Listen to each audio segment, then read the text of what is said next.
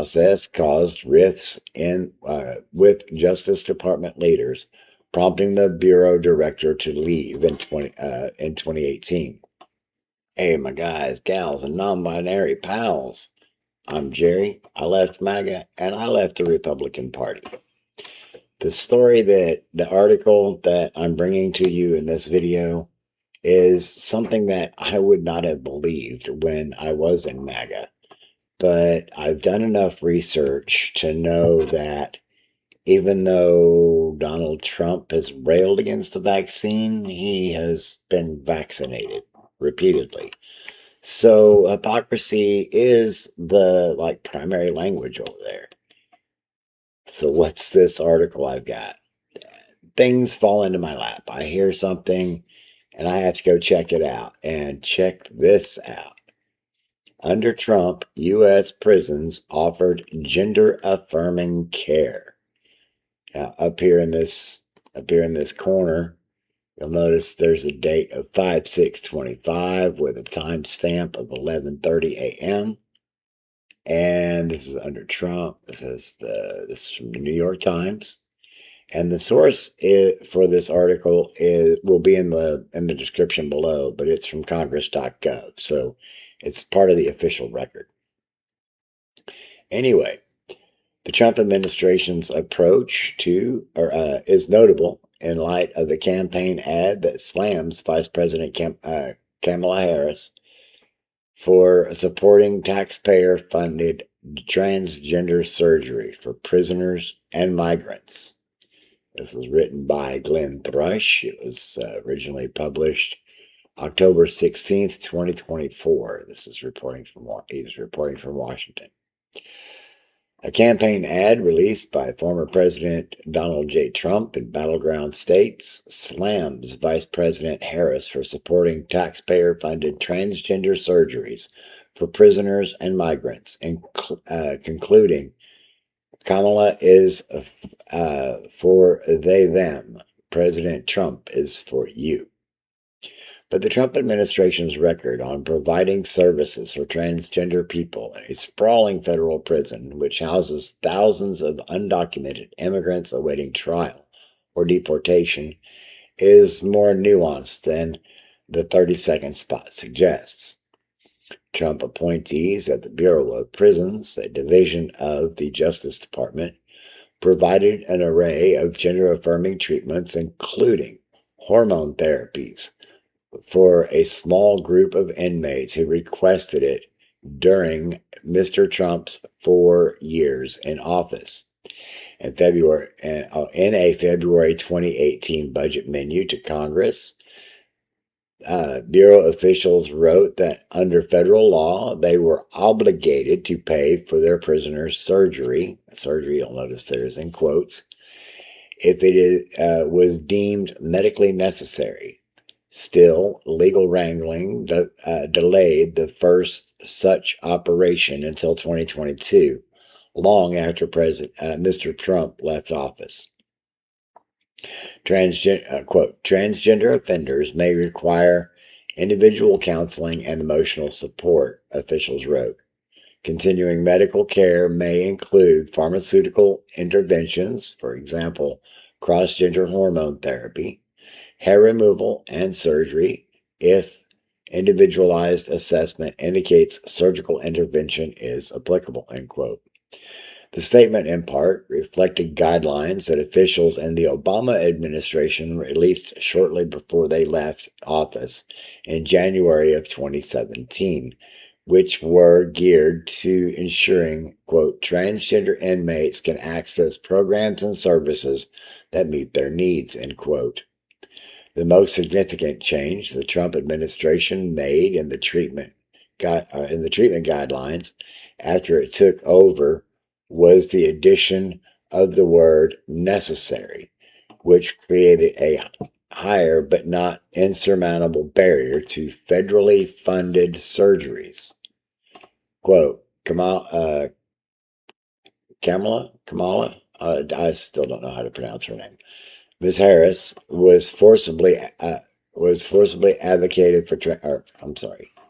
He says, quote, Ms. Harris has forcibly advocated for transgender inmates to be able to get transition surgery. President Trump never has. End quote. Brian Hughes, a senior advisor to the Trump campaign, said in an email response to a request for comment. The Trump administration did not consider the issue a central policy priority at the Bureau, which was in the middle of a push to enact sentencing reforms. That process caused rifts with Justice Department leaders, prompting the Bureau director to leave in 2018. Transgender inmates were among the most vulnerable people in the roughly 145,000 person federal system and have received significant protections under federal law.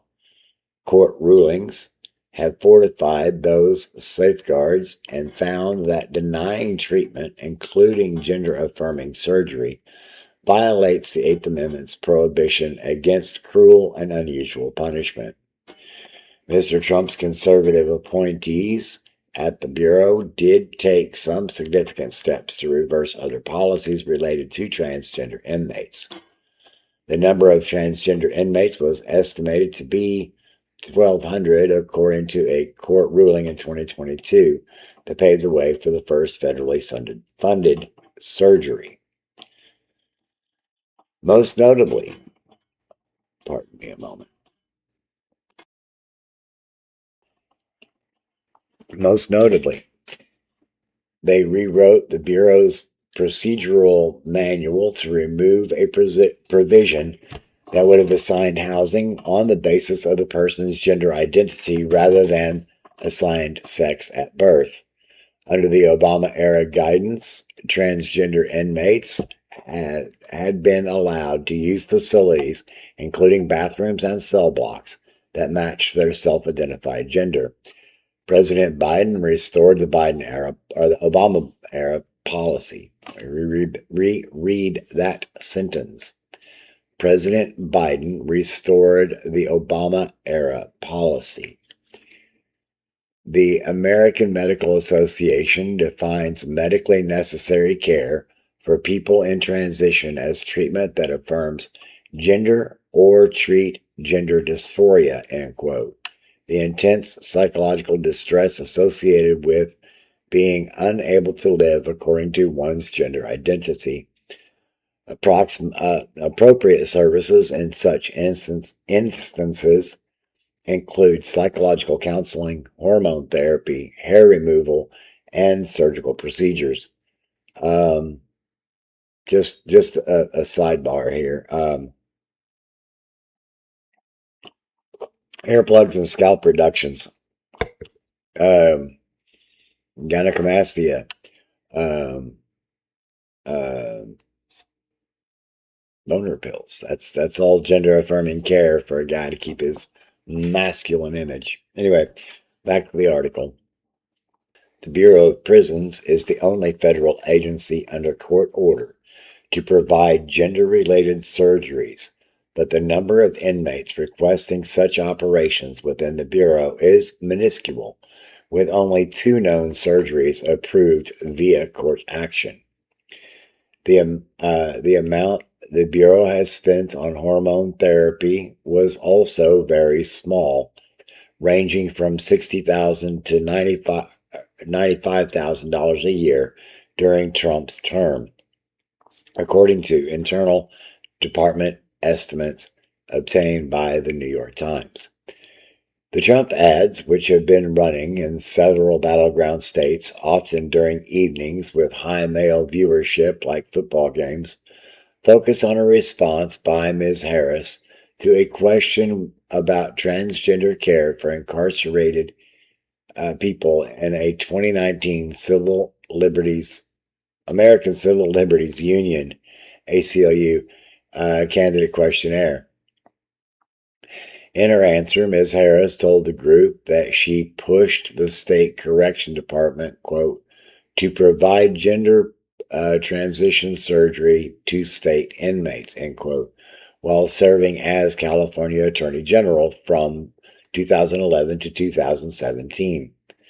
Quote, I support policies ensuring that federal prisoners and detainees are able to obtain the medically necessary care for gender transition, including surgical care, while incarcerated or detained, she wrote. Continuing transition treatment is a medical necessity, and I will direct all federal agencies responsible for providing essential medical care to deliver transition treatment, end quote. Initially, Ms. Harris represented the California Department of Corrections and Rehabilitation in its refusal to provide gender-affirming care or gender-affirming surgery to an offender convicted of murder who was born male. But she agreed to a settlement in 2015, clearing the path for what was believed to be the first taxpayer-funded but she agreed to a settlement in 2015, clearing the path for what it was believed to be the first taxpayer-funded operation for an inmate in U.S. history. Later, in 2019, she embraced the position as a political priority, telling members of a transgender rights organization that she had, quote, worked behind the scenes, end quote, to ensure the state, quote, gave, quote, every transgender inmate in the prison system, end quote, access to the care they needed. Glenn Thrush covers the Department of Justice and has also written about gun violence, civil rights, and conditions in the countries, jails, and prisons. So, yeah, there's that article. And it's the kind of thing that I would not have believed whenever I was in MAGA. But knowing that Donald Trump has said the vaccine is bad, and yet he's vaccinated himself, and just so many other things that, yeah, so this doesn't surprise me. This doesn't surprise me. But it may surprise some. I may get some pushback. But that's okay. It can happen. It doesn't bother me. Anyway, if you made it to the end of the video, I appreciate it. Do me a favor and give me a thumbs up. And if you haven't yet, please subscribe. If you enjoyed this video, I've got some more stuff lined up. I always do. And let's see. A share, a comment, a like, a subscription. Those are all good things. I'm told they help the algorithm. I would like more people to hear what I have to say because I got a backstory to tell to start really unwinding. Anyway, yeah, please, until the next video and beyond, take care of yourself so that you can help take care of others. Get the rest you need, drink plenty of fluids, and please, please, please remember, mental health matters. Everybody.